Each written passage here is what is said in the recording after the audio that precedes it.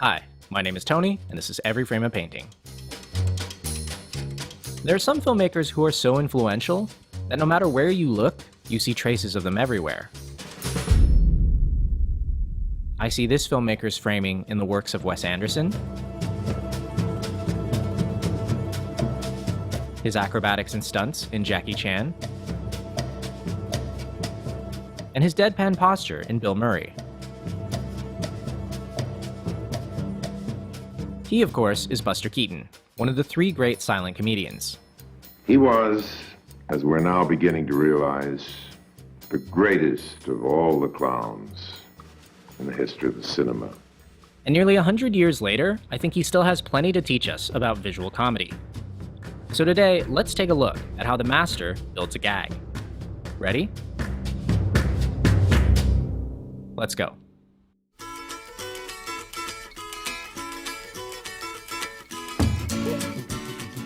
The first thing you need to know about visual comedy is that you have to tell your story through action. Keaton was a visual storyteller, and he never liked it when other directors told their story through the title cards. The average picture used 240 titles. That was about the average. 240 was the average. Yes, and the most I ever used was 56. He avoided title cards by focusing on gesture and pantomime.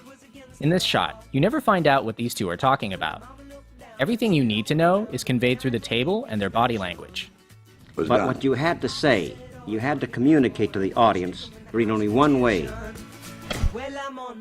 Through action. That's right. We eliminated subtitles just as fast as we could if we could possibly tell it in action. Keaton believed that each gesture you did should be unique. Never do the same thing twice. Every single fall is an opportunity for creativity. But once you know the action, we come to the second problem. Where do you put the camera?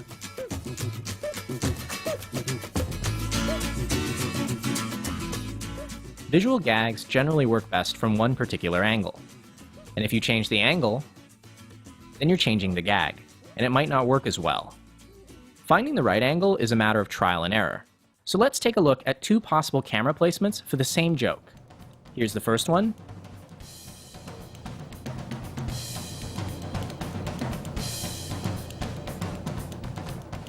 And here's the second.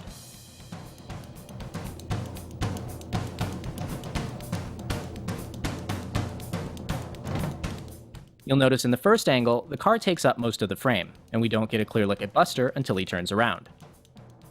But in the second angle, the car's placed in the background, and we always have a clear view of his face. This split second, where he doesn't know what's happening but we do, that's much better from over here. And in the first angle, the framing splits our attention. Our eyes want to look at his face and the sign at the same time. But after reframing the scene, our eyes naturally look at him, then the sign, then back to him. Much better. Now we come to the third question. What are the rules of this particular world? Buster's world is flat and governed by one law.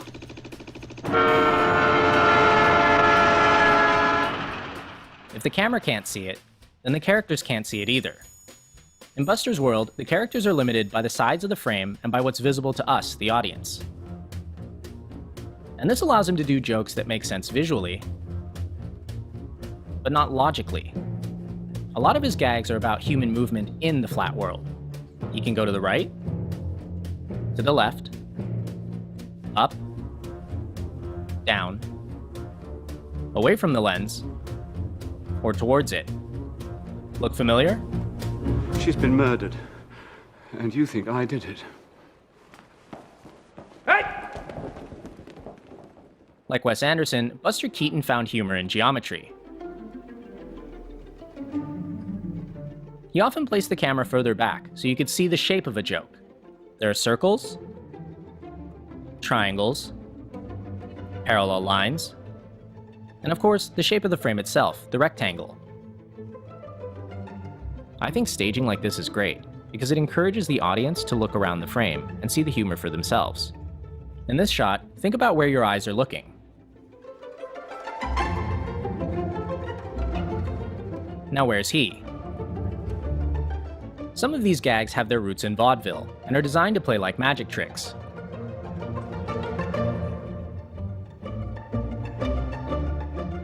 And like all great magic tricks, part of the fun is trying to guess how it was done. Keaton had a name for gags like these. He called them impossible gags. They're some of his most inventive and surreal jokes. But as a storyteller, he found them tricky because they broke the rules of his world.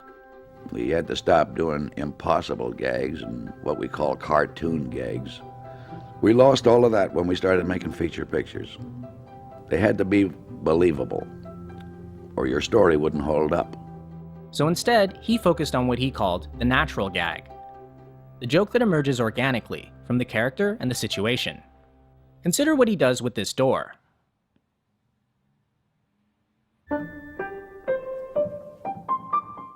Keaton claimed that for visual comedy, you had to keep yourself open to improvisation. How much of it was planned and how much came out in the actual doing? How much was improvised, you know? Well, as a rule, about 50% you have in your mind before you start the picture, and the rest you develop as you're making it. Sometimes he would find a joke he liked so much that he would do a callback to it later. But other times, jokes that he'd planned beforehand wouldn't work on the day, so he would just get rid of them. Because they don't stand up and they don't work well. And then the accidental ones come.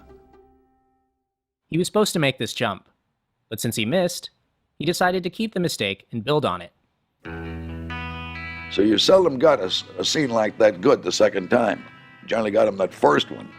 Maybe that's one of the reasons there was so much laughter in the house the other night. I mean, the younger people and I had this feeling that what we were seeing was happening now.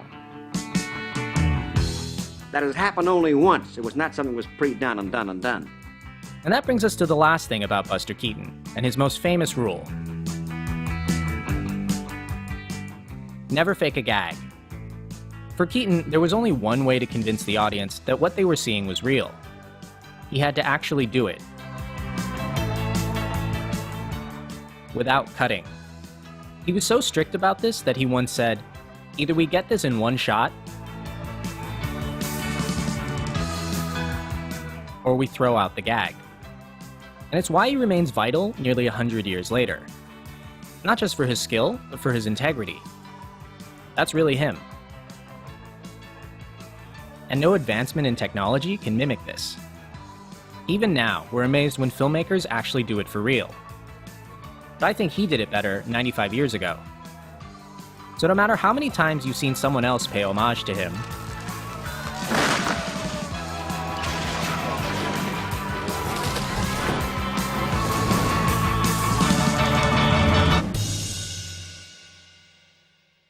nothing beats the real thing.